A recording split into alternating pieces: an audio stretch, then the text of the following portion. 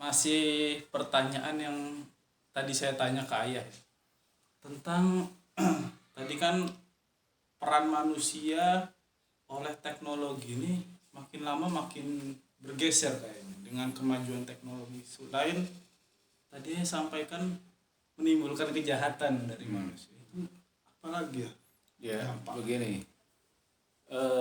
Manusia itu diberikan oleh Allah akal, dan akal ini harus dikendalikan dengan iman dan ilmu tentunya, karena dia bisa liar. Kalau tidak, dia akan bikin segala sesuatunya menurut dia itu benar. Contohnya membuat robot, ya kan, wah hebat, canggih, boneka, tapi justru itu diagung-agungkan, dipuji-puji, bahkan menggantikan peran manusia sekarang. Contoh ya, orang sekarang menikah sama boneka. Iya. Ya, banyak di negara-negara yang udah maju itu nikah sama boneka ciptaannya sendiri. Bentuknya pun mirip persis manusia, seperti persis. manusia gitu. Kemudian waiters yang pelayan restoran itu sekarang juga digantikan oleh robot ya. Kemudian supir udah nggak ada lagi, ada mobil udah langsung dikendalikan oleh komputerisasi robot lagi. Jadi teknologi yang dimiliki itu ada yang positif, tapi ketika dikendalikan oleh orang yang tidak punya iman yang baik, itu biasanya digunakan untuk kejahatan. Contoh lagi yang lebih skalanya luas lagi, mempunyai teknologi akhirnya untuk memerangi bangsa lain ya, dengan teknologi nuklir dan segala macam. Itu teknologi yang begitu luar biasa. Kemudian buat membohongi orang, contohnya mungkin pergi kemana dengan teknologi ruang angkasa dan sebagainya ya. Itu semua ketika sudah sampai kepada kejahatan yang klimaks ya, artinya sudah sampai keterlaluan dengan akal dan merasa hebat dan segala macam, nanti akan dilenyapkan oleh Allah. Itu pernah terjadi. Berarti setelah nanti teknologi semakin semakin canggih, malah dilenyapkan. Dilenyapkan. Kenapa itu ya? Sederhananya dulu begini. Dulu itu ada kaum Ad namanya. Kaum Ad pada zaman Nabi dulu ya. Kaum Ad itu sudah hidup dengan teknologi. Dia membangun gedung-gedung pencakar langit yang tinggi ya. Zaman dulu sudah seperti ada. Itu. Kemudian dengan angkuhnya mereka, dengan sombongnya mereka, dengan merasa sudah hebat, kemudian tidak mendekatkan diri mereka kepada sang pemilik alam semesta ini, malah sombong, maka Allah hancurkan mereka peradaban, dilenyapkan. Kalau sekarang bagaimana? Sekarang ini sudah kepada teknologi yang 1G, 2G, 3G, 4G, 5G, terakhir nanti 6G. Terakhir itu ya. Ayah yakin itu terakhir. Karena sudah nggak ada lagi. Ya, kalau mencerminkan dari Quran yang ayah yakini, mudah-mudahan tidak keliru, Allah menciptakan sitati ayyam, 6 masa. Allah itu yang menciptakan. Tapi mereka mencoba memakai dengan istilah 1G, 2G, 3G, 4G, 5G, 6G. Dan setelah itu tidak ada, akan lenyap, akan dikembalikan pada eranya nanti. Karena Nabi sudah mengatakan ketika sudah sampai pada tingkat kelima manusia yang dolim dengan berbagai macam, maka akan kembali kepada zaman seperti zaman kenabian, zaman dulu lagi. Bahkan yang lebih dahsyat lagi adalah kembali manusia akan kembali ke alam. Maksudnya begini, tidak ada lagi listrik. Listrik nggak ada. Oh, kalau nggak ada gimana kira-kira? Nggak ada mas. Gelap. Bukan cuma gelap. Iya. Semua produksi itu dari teknologi listrik. Bikin plastik, bikin ember, bikin apalagi ini kacamata apa. Ini kan pakai pabriknya tuh, pabrikasinya harus mesinnya menggunakan listrik, teknologi listrik, semua. Elektrik. Kalau elektrik sudah dicabut oleh Allah, karena dolim ya. Apalagi sekarang sudah mulai nih beralih ke listrik, bentar-bentar listrik, mobil listrik, kompor listrik. Hati-hati nih, ini ada isyarat dari Allah, tanda-tanda sebagai orang beriman itu dikasih basyirah, ketajaman batin akan apa yang akan terjadi. Maka yakinlah kalau kita beriman pada Allah, sekalipun mungkin kita ini dianggap ketinggalan zaman apa segala macam, sudah nggak usah terlalu sedih. Yang penting kita sudah tahu bahwa itu semuanya aksesoris hidup ya, nggak usah terlalu waduh gimana ya. Sekarang kita diberi oleh Allah, kita mensyukuri, tapi untuk yang baik, untuk yang baik. Seperti ini kita tanpa terasa kita ini berbagi kepada seluruh pemirsa. Teknologi Ya, digunakan untuk gunakan. kebaikan. Bukan tujuannya ria, naudzubillah min dzalik. Tadi kan Mas ini sudah bilang ya, bahwa kita begini ini bukan bermaksud menggurui siapapun, tidak bermaksud, tapi saling mengingatkan, tawassaw bil haq wa tawassaw bis sabr, kepada orang-orang yang merasa lebih paham dari ayat, dari kita semua. Mohon maaf, tidak bermaksud menggurui, mengajari, tidak bermaksud untuk merasa lebih hebat. Enggak, kita ini manusia lemah. Al-insan, manusia itu dhaif, lemah, khata' wa nisyan, tempatnya kotoran, tempatnya dosa. Kita ini semua orang banyak yang dosa, masa lalunya dan sebagainya. Tapi Allah Ghafurur Rahim, Maha Pengampun, Maha Penyayang. Sekali lagi, teknologi apapun yang dibuat oleh mereka, oleh manusia maksudnya, pasti akan lenyap. Kenapa? Sifat makhluk itu tidak bako, tidak kekal ya. Nah, tapi fana, yaitu sementara. Mau teknologinya sampai sehebat apapun, besok satu waktu nanti Mas ini, kalau sudah sampai 6G, mungkin nggak ada handphone lagi. Karena apa? Terlalu beban kata mereka. Nanti bentuknya gini, slat. Gitu kan? Kalau kita aja, ini kita ngikutin perkembangan handphone saja, smartphone. Kita anggap ini udah yang terbaru. Besok keluar yang baru lagi. Jadi kita ya sulit mengimbangi kalau kita ikuti semuanya. Kalau kita melihat proses yang mereka lakukan, sebenarnya karena ketidakpuasan mereka terhadap nikmat Allah. Terus merasa, makanya kata Nabi, manusia itu sebelum mulutnya disumpal oleh tanah gak akan pernah puas. Kenapa? Kalau seandainya dia punya satu lembah emas, dia akan minta satu lembah emas lagi.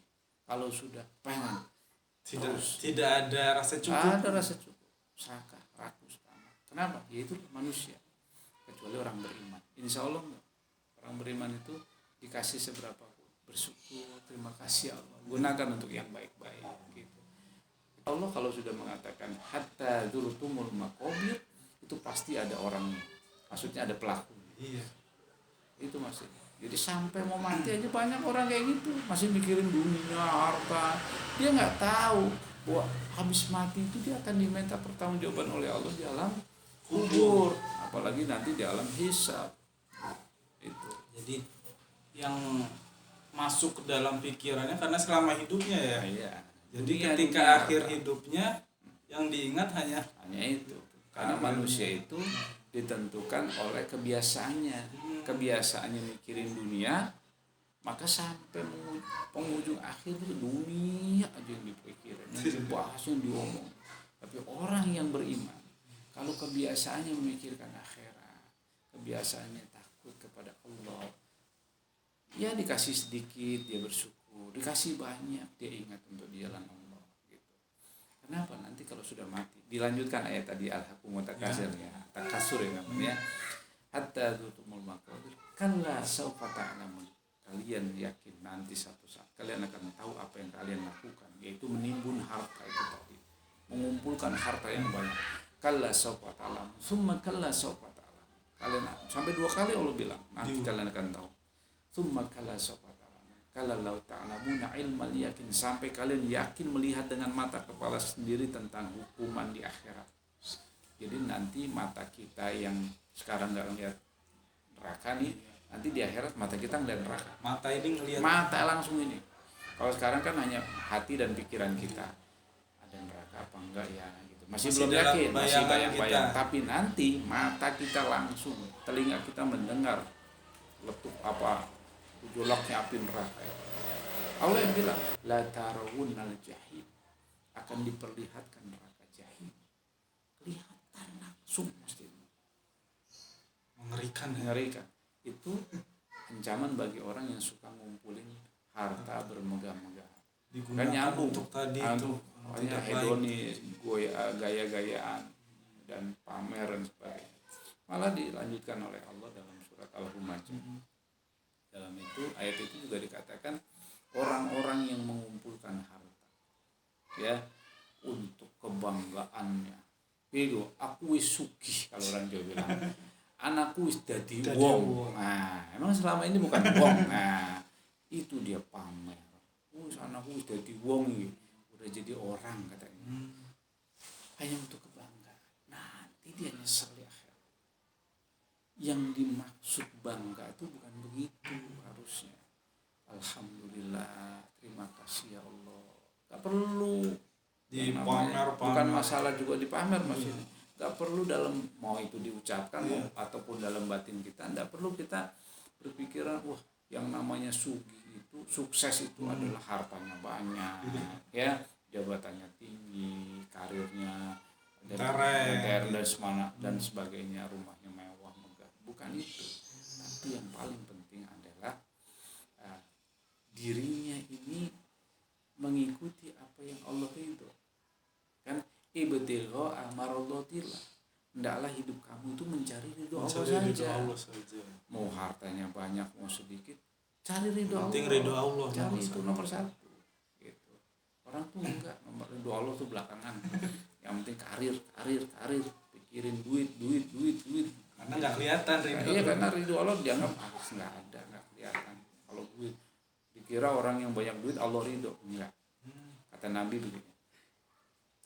Tidaklah orang itu dikatakan kaya kalau hanya kaya akan harta benda saja. Sesungguhnya yang disebut kaya menurut Allah sesungguhnya adalah kaya akan jiwanya, ilmunya, imannya. Innal ghina nafsi. Sesungguhnya kekayaan yang sesungguhnya adalah jiwanya yang kaya, bukan hartanya yang banyak. Jadi bukan ukuran ya. Bukan ukuran harta benda materialistis atau jiwa kebendaan itu enggak. Bukan itu. Ya, ketika kita nih hatinya besar karena iman, itu kaya kata Nabi.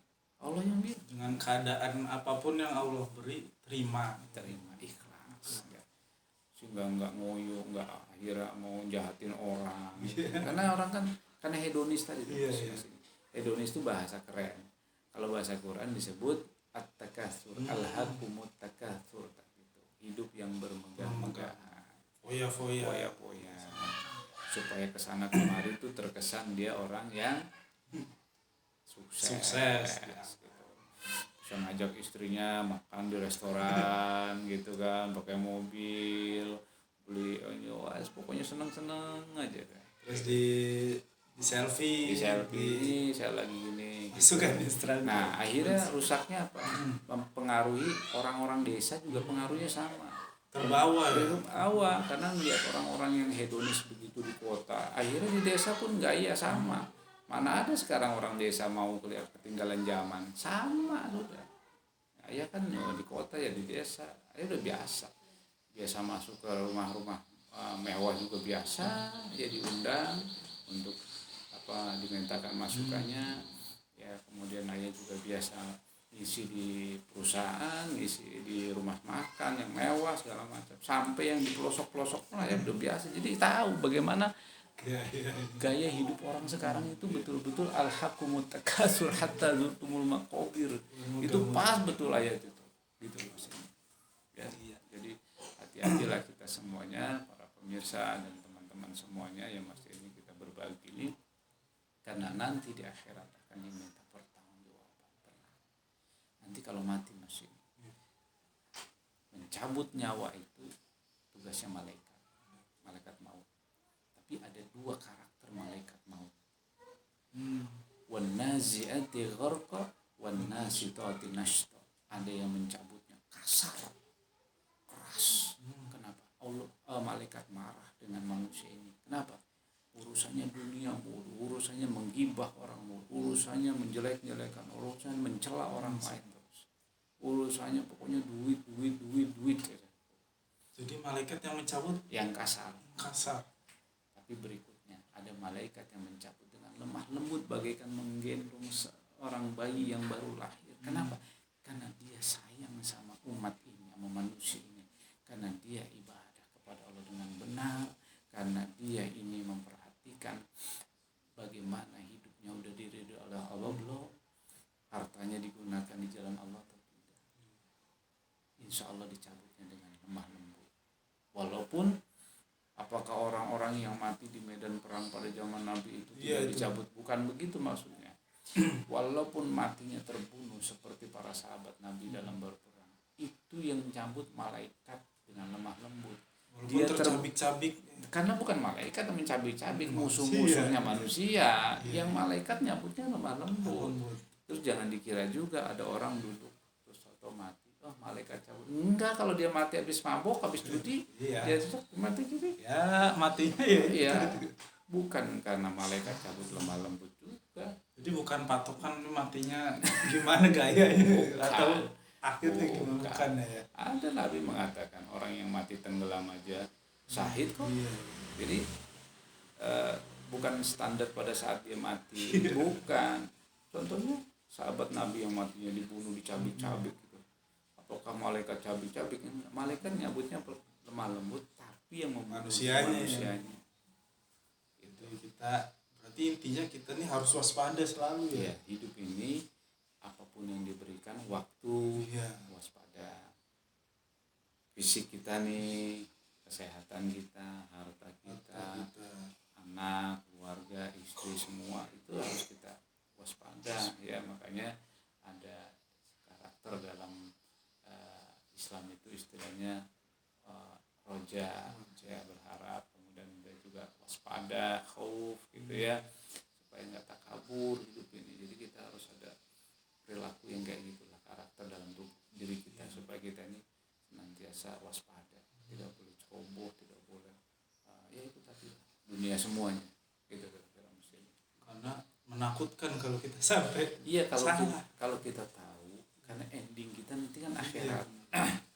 Dan akhirat itu nggak ada mati lagi, justru hidup selamanya abadan, khalidina fiha abadan.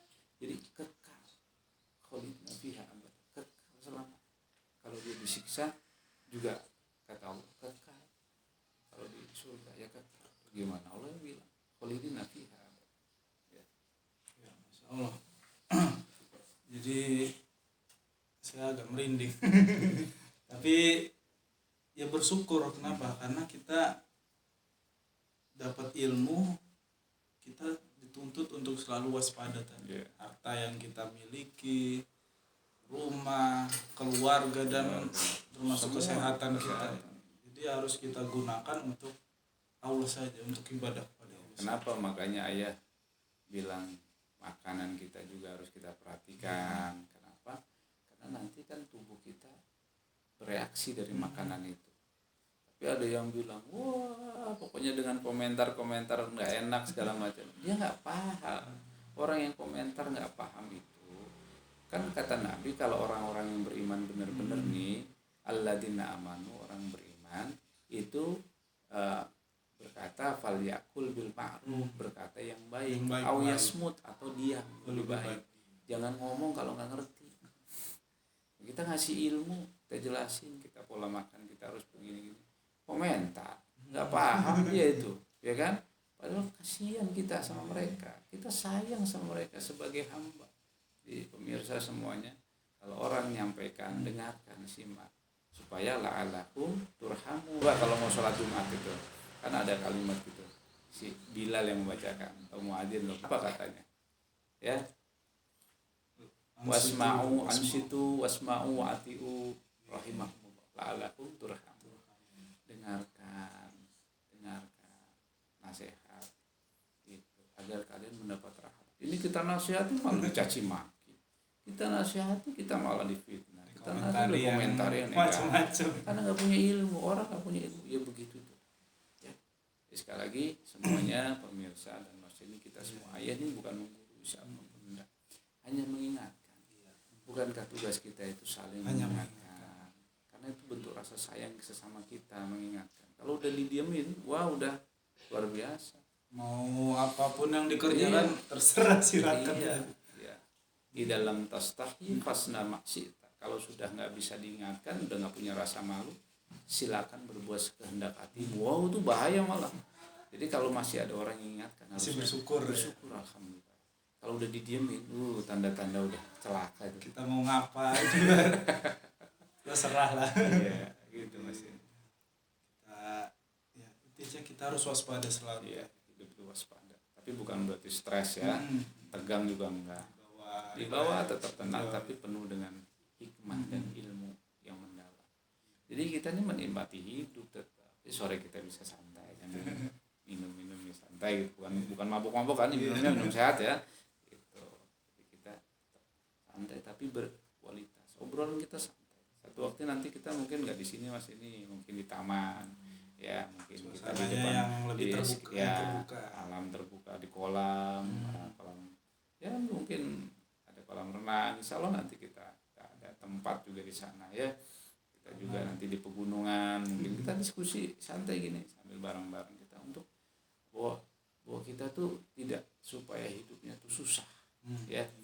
Apakah orang hidup dengan berquran susah? Enggak. Kata Allah, Toha ma anzalna alaikal qur'ana litasqa. Bahwa Allah turunkan Quran ini supaya kamu hidupnya nggak susah. Jadi kalau ada orang bilang, wah nanti saya susah kalau ngikutin, belum merasakan, belum paham dia ditambah susah, malah dia yang susah beneran. Kita enggak, insya Allah makin. Tapi bukan untuk pamer, bukan untuk ujub, sum'ah, takabur, enggak. Semuanya hanya untuk Allah. Dan ini rasa syukur, wa amma bi ni'mati rabbika fahaddits, karena kita sudah menerima nikmat, kita share kepada semuanya, berbagi. Ya. Semuanya tidak bermaksud untuk menggurui dan mengajarkan. Jadi kami di sini hanya menyampaikan berbagi. Nikmat yang Allah berikan ini, berbagi. Asik ini obrolannya hari ini. Insyaallah. Ya, mudah-mudahan bisa banyak manfaat yang kita ambil pada hari ini. Untuk teman-teman, pertemuan kita, obrolan kita hari ini dengan ayah, begitu banyak manfaat yang bisa kita ambil. Jadi hidup kita ini harus selalu waspada, karena semuanya akan diminta pertanggungjawaban oleh Allah. Harta kita, tubuh kita, keluarga kita, dan semuanya. Mudah-mudahan obrolan yang singkat ini bisa menginspirasi kita semua. Terima kasih untuk ayah. Di lain waktu kita lanjut lagi ya. Kita lanjut dengan obrolan yang selama lebih masih dikasih nyawa. Iya, mudah-mudahan dikasih umur panjang, kita sehat selalu. Terima kasih sekali lagi untuk ayah dan untuk kalian semua. Jangan lupa komen, like, subscribe, dan di-share video-video dari kami. Dan juga jangan lupa tekan tombol notifikasi supaya kalian mendapatkan video-video terbaru dari kami. Terima kasih. Wassalamualaikum warahmatullahi wabarakatuh.